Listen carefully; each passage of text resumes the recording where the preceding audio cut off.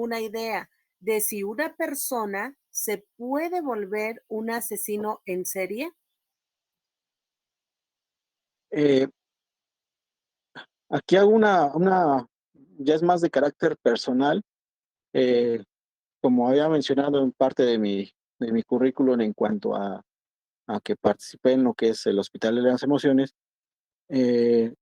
pues me auné a crear el manual de intervención para víctimas de, pues de muchas cuestiones, ¿no? Eh, Familiares, sociales, personales, escolares, en fin, ¿no? Entonces, eh, haciendo eso, me doy cuenta que sí aportan una cantidad de asertividad las pruebas proyectivas, pero en lo personal, si la cultura, si la tecnología, si todo se va modernizando, va cambiando, creo yo que necesitamos mayores investigadores, mayores psicólogos que creen nuevas pruebas al psique actual del ser humano. ¿Por qué? Porque si nos damos cuenta que las pruebas proyectivas ya fueron creadas desde los años 60, 70, 80, pues la vida en ese entonces no era la misma que se está relacionando, se está llevando actualmente. Entonces, por lo cual, pues las pruebas que se desarrollaron en ese tiempo fueron creadas para el tipo de pensamiento o de mentalidad de ese tiempo. Y las pruebas actuales, el pensamiento, pues ya es más ágil, más rápido, más moderno, más dinámico. El ser humano ya no está sentado, ya, o sea, ya ha cambiado mucho el cerebro humano. Entonces necesitamos hacer una nueva reestructuración de las pruebas para poder nuevamente determinar con mayor exactitud pues la personalidad de cada individuo. Pero sí, o sea, ciertas pruebas aún nos arrojan mucha asertividad, pero pues como tal, pues en carácter personal, pues ya van disminuyendo su asertividad por el modo cambiante de de la vida o bueno, del ser humano actualmente. No sé si estuvo bien, bueno, sí. Maestro, no sé si me podría dar oportunidad de comentar algo respecto a esta pregunta. Sí, claro. Bueno, recordemos quién era que realizaba la pregunta, mi querida y estimada Jennifer. Recordemos que las pruebas proyectivas son subjetivas y entonces, por lo tanto, son herramientas nada más que nos sirven como para conocer un poquito acerca de la personalidad, pero de forma muy subjetiva, lo cual nosotros tenemos que corroborar con lo que es una entrevista, analizar, como hace rato decían asertivamente, la parte biopsicosocial, analizar la familia, la sociedad, toda la cuestión biológica, desde el temperamento, la parte genética, a lo mejor alguna disfuncionalidad en lóbulos o en hemisferios.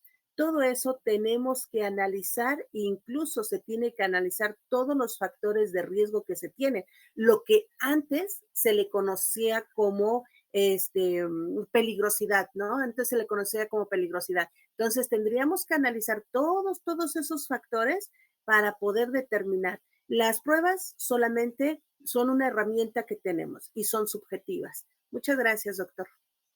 Sí, sí, claro.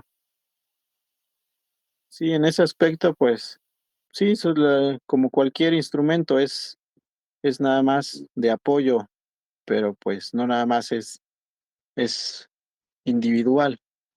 Al médico nada más va a ver a la persona y va a decir, pues ya está enfermo de esto, ¿no? O sea, tiene que hacerle estudios de laboratorio, palpaciones, exploración, para determinar el motivo, ¿no? De la enfermedad. Igualmente en ese aspecto de los asesinos en serie, pues no nada más es que la prueba nos va a arrojar todo, ¿no?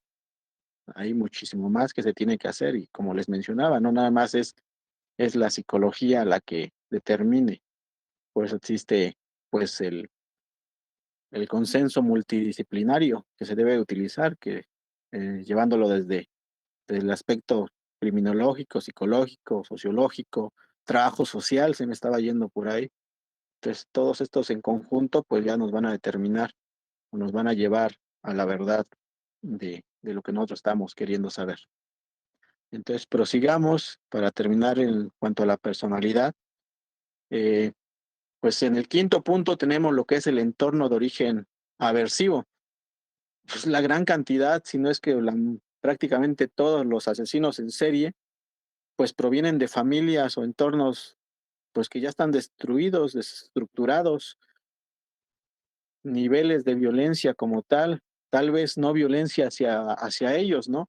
Pero pues pueden ser observadores de violencia intrafamiliar. El papá pues llega, le pega a la mamá, le pega a los hermanos y pues igual ellos pues, han sufrido pues, también a lo mejor parte de ese abuso, igual abuso sexual. eh, Todo esto dificulta un tanto la empatía con la familia, dificulta que sean empáticos con el entorno. Entonces, por lo mismo, los conlleva a ser uno de los rasgos o puntos que nos pueden llevar a determinar que un individuo se vuelva un asesino en serie. En este punto, a lo mejor les puedo mencionar lo que son igual aquí en Guanajuato, México, en el 45, las Poquianchis, que eran, creo, cuatro hermanas que su papá era soldado en la época de Porfirio Díaz, si no me equivoco. Su mamá igual era muy religiosa. Su papá era, aparte de eso, pues agresivo, alcohólico. Las llevaba a las ejecuciones, las hacía ver torturas. Todo eso, más aparte, pues la agresión, problemas en el hogar. O sea, muchos factores que se juntaron y se volvieron pues que ellas empezaron a crear crecieron, empezaron a crear su grupo, se unieron las cuatro hermanas, empezaban a, a llamar, a manipular a mujeres, pues las empezaban ellas a tener burdeles, las mandaban a los burdeles, las prostituían y a los hombres que intentaban pasarse, según ellas, de listos, los mataban, o sea, no tenían pues ninguna remordimiento o empatía en matarlos, porque pues ya les estorbaban, les molestaban, a lo mejor enamoraban a alguna de las chicas y pues las iban o sea, ya les quitaban su fuente, ¿no? Mataban a sus hijos o aquellas que ya no les servían, pues igualmente las asesinaban. Entonces igual este es otro ejemplo de que, pues no digo que todo aquel que haya sufrido violencia en su infancia se vuelva un asesino serial, pero como les vuelvo a mencionar, todo sumándose, todos los rasgos, toda la personalidad sumándose, todos los puntos, nos pueden llevar a que alguien pueda ser un asesino serial. También no puedo decir que todo en conjunto ya se volvió un asesino en serie, porque pues, hay personas que pues tienen la ideación, tienen los rasgos, pero no han trascendido de ese límite, de esa línea entre el pensar y el actuar. Y pues así pueden pasar toda su vida sin cometer ningún asesinato, sin un acto. ¿Por qué? Porque no pasaron la línea, no hubo aquel detonante que provocara que, que lo hicieran.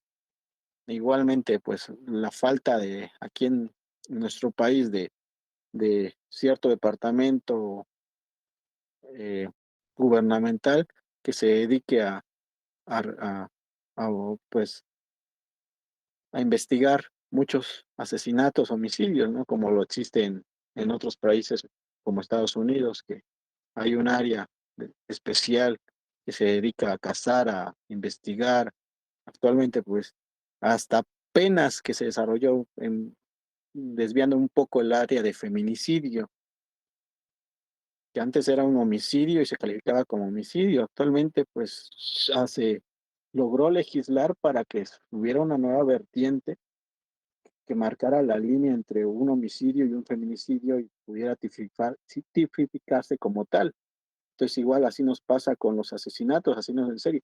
Podemos haber conocido, como les decía, un cruzado con algún asesino en serie, pero no vamos a saber nunca que fue un asesino en serie porque no existe como tal alguien que investigue, porque si apenas si logramos legislar para ciertas cosas, pues creo que nos hace falta mucho, ¿no? Y pues igual en el siguiente punto, que ya serían los factores detonantes,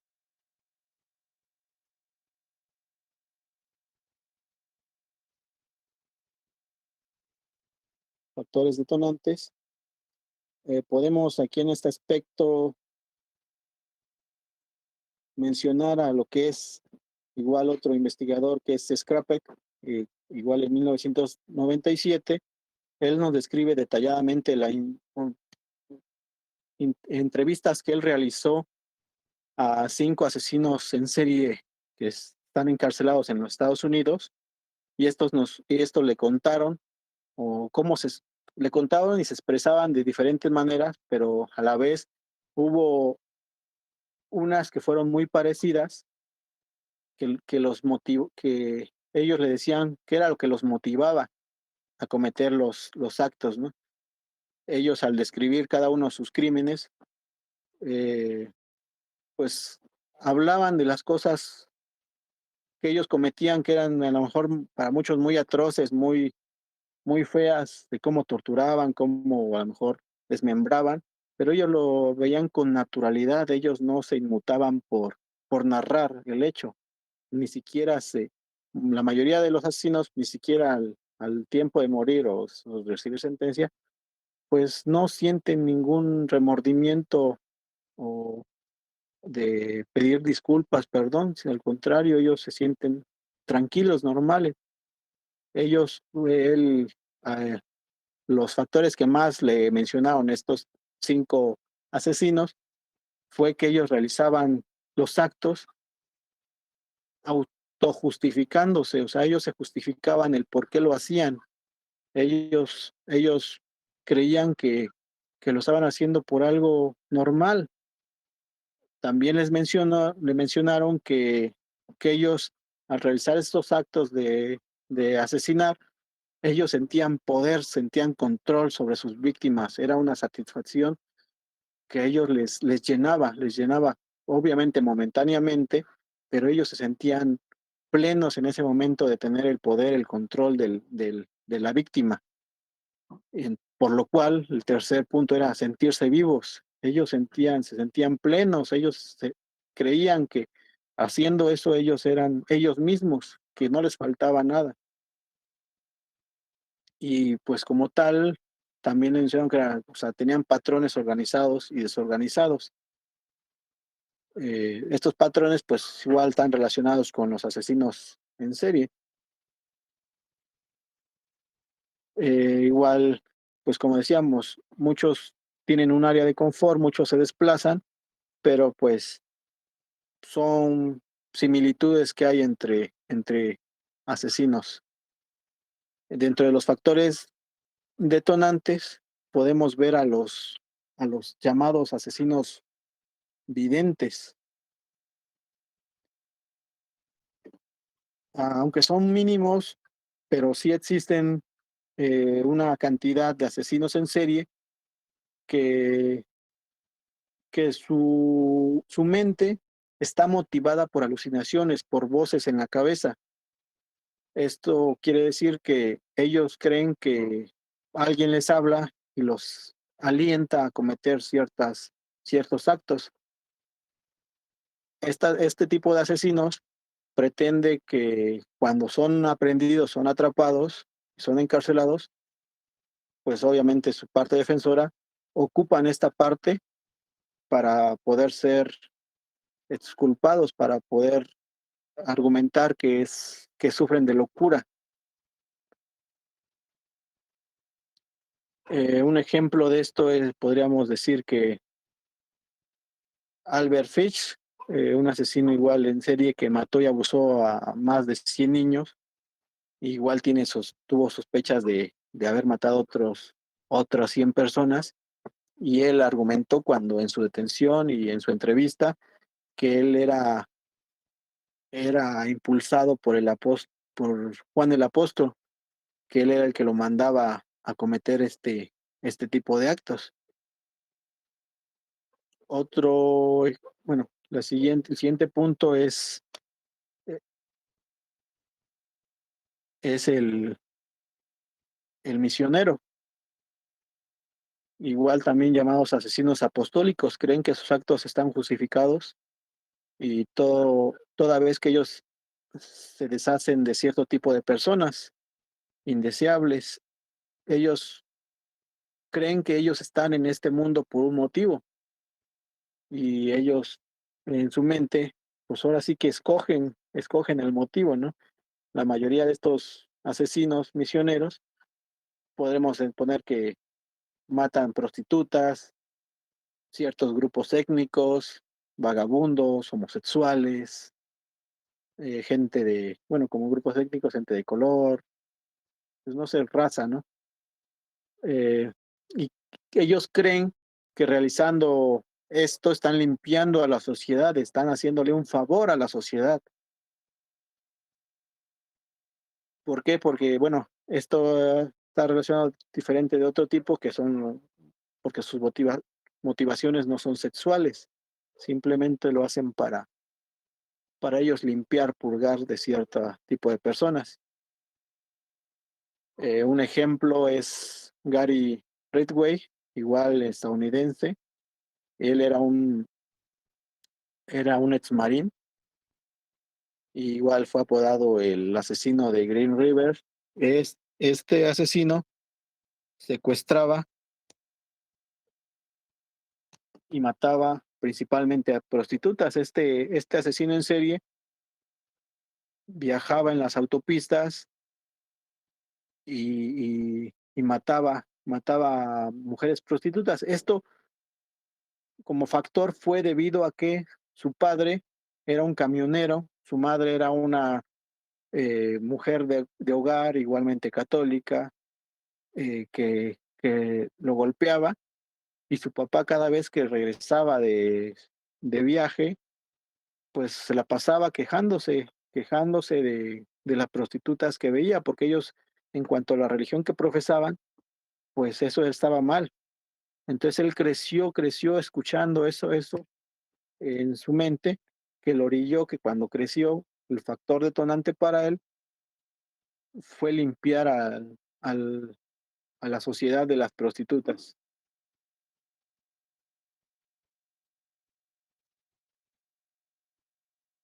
El siguiente es el hedonista. El, el factor detonante de los hedonistas lo hacen por simple placer. Eh, Aunque las características que ellos disfruten pueden ser diferentes de uno de otro, la mayoría pueden deleitarse por búsqueda, por perseguir, por encontrar una víctima, eh, y otros pueden estar simplemente motivados por los actos de tortura, de abuso de la víctima, pues mientras estén vivas. Y aquí también hay otros que lo hacen rápidamente, pero en todas las rutinas, en todo este tipo de actos,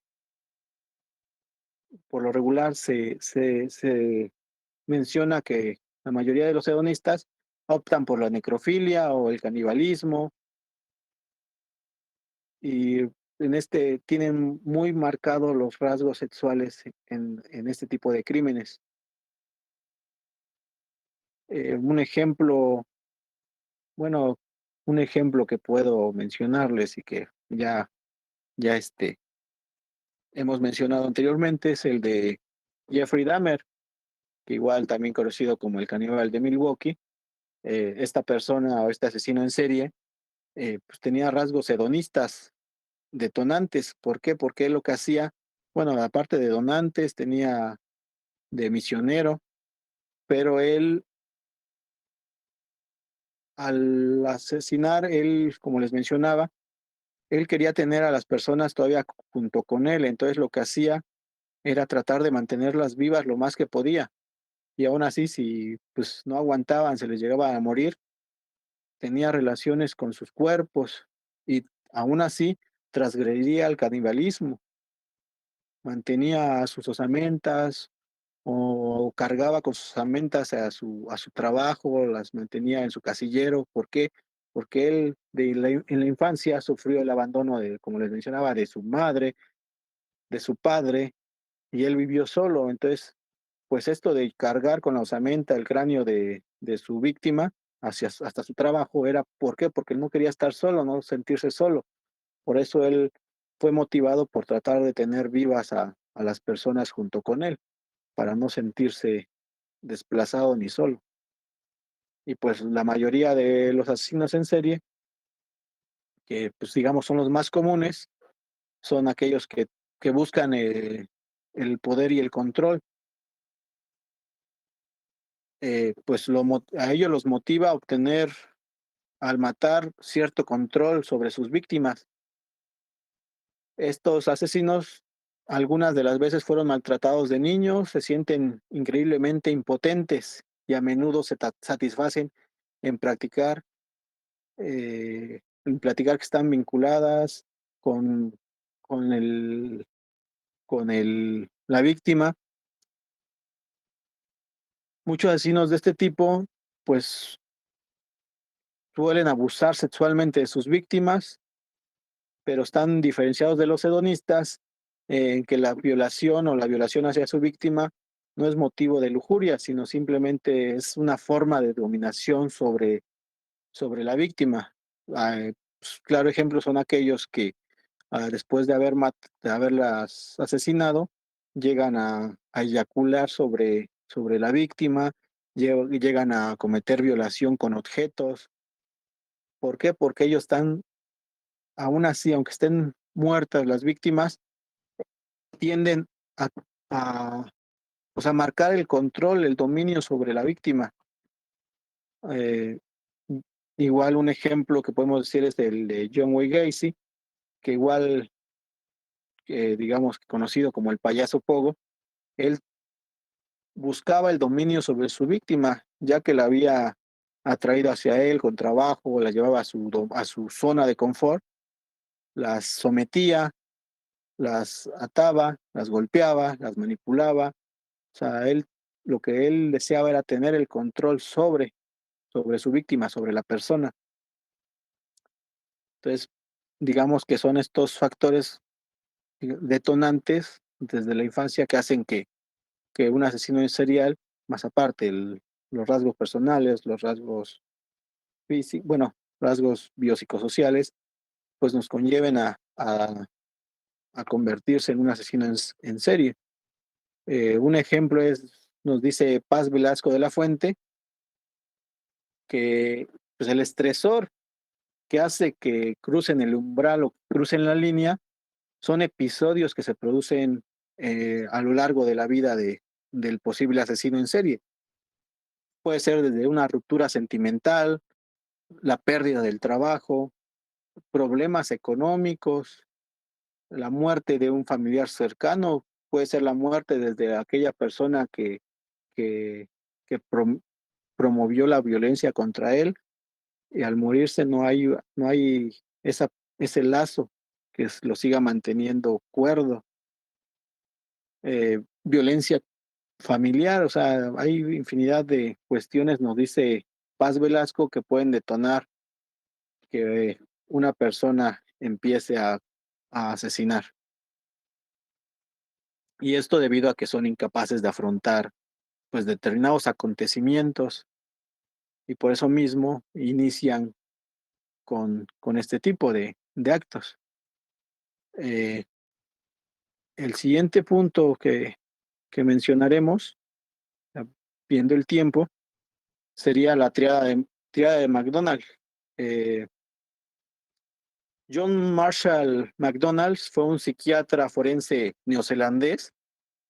Él por los años 1963 investigó el actuar de los asesinos en serie, le apasionó este tema y escribió muchos libros, numerosos artículos científicos dentro de su especialidad, y dentro de ellos pues destacó este que era La amenaza de matar, o también llamado The Thirst to Kill, que se publicó en 1973 eh, en una revista americana, y en él nos menciona tres factores.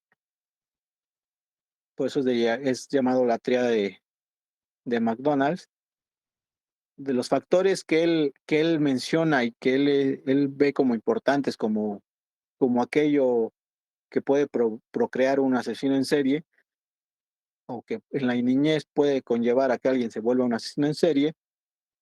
Nos menciona la enuresis, que es el trastorno del sueño. Entonces, el trastorno del sueño, eh, ¿por qué? Porque tiene poco control de la vejiga, por lo cual se orinan en la cama sin, sin tener ningún tipo de control. El otro factor que él toma como tal es el maltrato animal. Este, este factor él nos menciona que los niños, antes de volverse asesinos en serie, usan el maltrato animal para expulsar frustraciones que tienen en la familia al ser víctimas de vulnerables, víctimas fáciles. Eh, el sujeto utiliza a los animales para desahogarse, ya sea infligiéndoles dolor, matándolos, puede ser desde aves, ratones, perros, gatos, lo que ellos tengan más facilidad de tener a la mano. Entonces, a partir de ahí ellos empiezan a generar cierta violencia. Y el tercer punto que él nos menciona en su triada es la piromanía, que es el gusto pues patológico por el fuego, el mero hecho de causar daño mediante las llamas.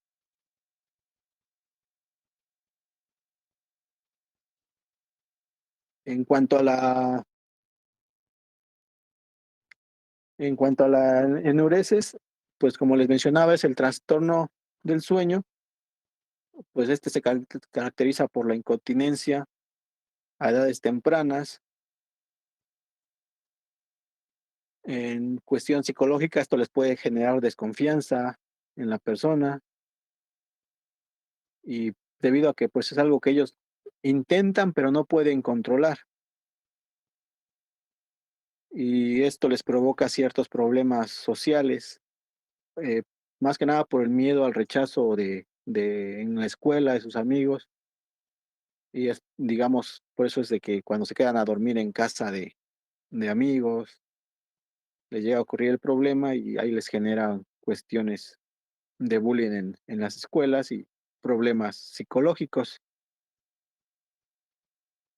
Y en cuanto a como les mencionaba, la piromanía, pues ellos empiezan a desarrollar el gusto por quemar, por incendiar objetos, bienes, incluso llegan a quemar sus propias viviendas, y eso lo ven para ellos satisfactorio. Entonces esto lo podemos decir que es, pues principalmente para el investigador McDonald, estos tres factores en conjunto nos conllevaban a crear al perfecto asesino en serie, o a que el individuo se volviera un asesino en serie. Actualmente, pues no podemos, o sea, sí tienen rasgos de alguno. Y bueno, y él nos decía que no nada más era el detonante de uno, ¿no?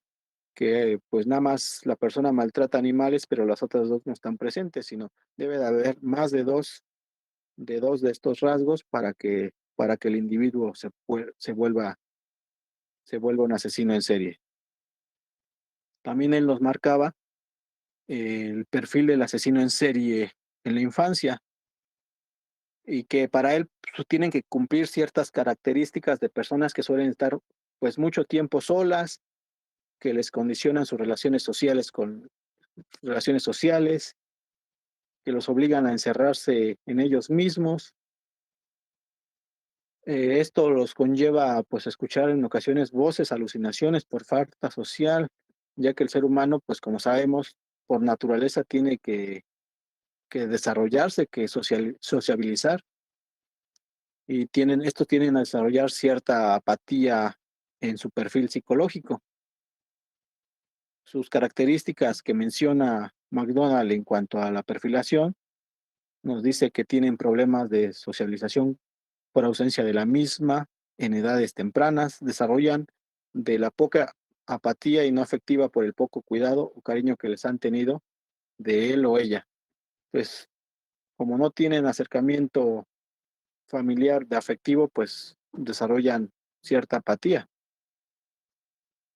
desarrollo de conductas violentas, poca adaptación para el entorno y pues desarrollan seducción o encantos superficiales, más que nada fingidos para poder encajar.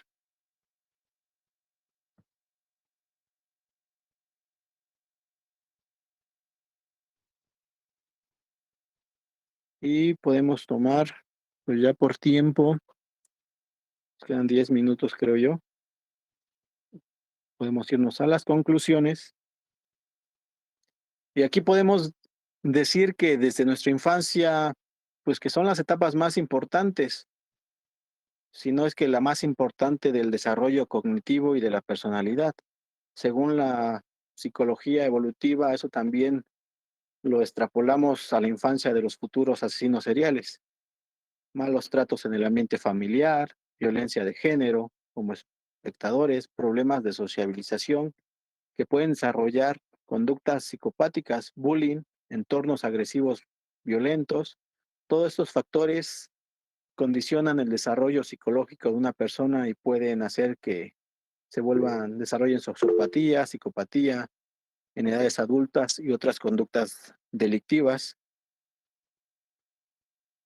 Y aquí podemos como concluir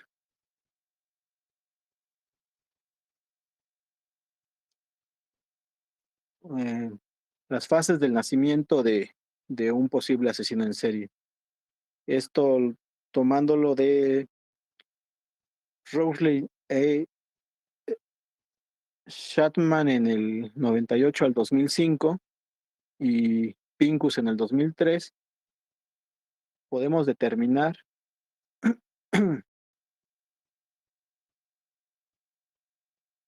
diferentes factores de la historia de vida de estos sujetos que influyen en la formación de su personalidad y que pueden terminar convirtiéndolos pues en unos posibles asesinos seriales. El primer punto sería una infancia temprana, que serían pues los primeros años de vida de un niño. Obviamente sabemos que son los más importantes del desarrollo, y ya que es el momento donde aprendemos a socializar, a forjar caracteres. El niño aquí en este aspecto podemos saber que puedes llevar un ambiente social ineficaz, una familia desestructurada, padres ausentes, desequilibrio en la disciplina,